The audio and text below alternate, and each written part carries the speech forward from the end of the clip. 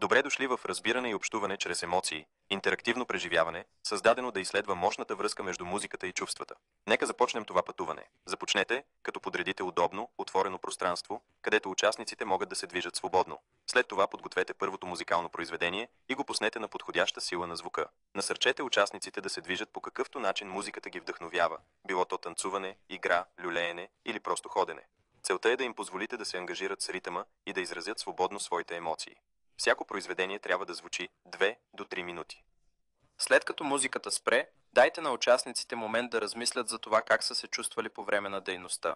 Задайте въпроси като: как музиката повлия на настроението ви? Какви емоции предизвика тя у вас? Повторете процеса с различни жанрове или стилове музика.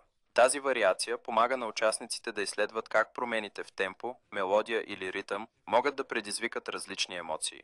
След завършване на дейността, съберете всички в кръг за групово размишление. Как музиката повлия на емоциите по време на дейността? Беше ли им лесно или трудно да изразят емоциите си? Как се почувстваха, наблюдавайки емоционалните изрази на другите? Как участниците могат да се подкрепят взаимно, когато се справят с емоции? Завършете, като насърчите участниците да споделят размислите си помежду си. Разбирането и комуникацията на емоции е чудесен начин да се изследва връзката между музиката и емоциите.